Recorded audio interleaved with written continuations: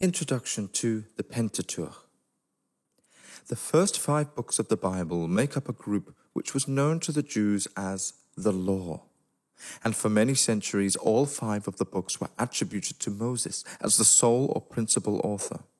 However, modern study of the texts has revealed a variety of styles, a lack of sequence, and such repetitions and variations in narrative that it is impossible to ascribe the whole group to a single author. 4 distinct literary traditions can be identified and found side by side in the Pentateuch. 2 of these go back to the time when Israel became a nation, a period dominated by the figure of Moses. The traditions of earlier times converging on him and the memories of what happened under the leadership together made up the national epic. One means of distinguishing between these 2 separate strands is their use of different names for God. One employs the name Yahweh and is known as the Yahwist. The other uses Elohim and is known as the Elohist.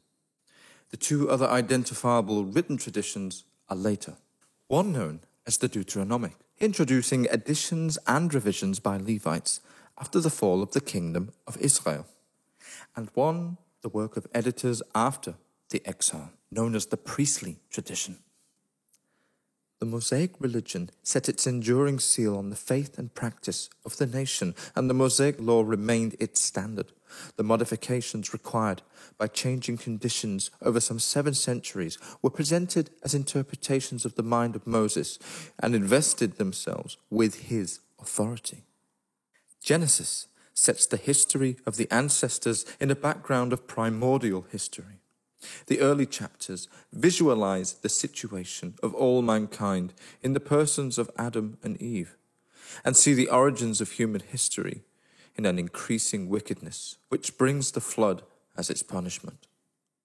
The repopulation of the earth starts with Noah, but our attention is directed ultimately to Abraham, father of the chosen people, to whose descendants the Holy Land was promised. Chapters 15 to 50 deal with the history of the patriarchs. The 3 books which follow have for their common framework the life of Moses.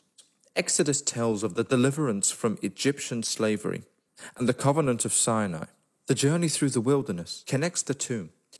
There is added a list of ordinances controlling the practice of worship in desert conditions. Leviticus is taken up almost entirely with legislation for the ritual of Israelite religion. It can be largely attributed to the priestly tradition.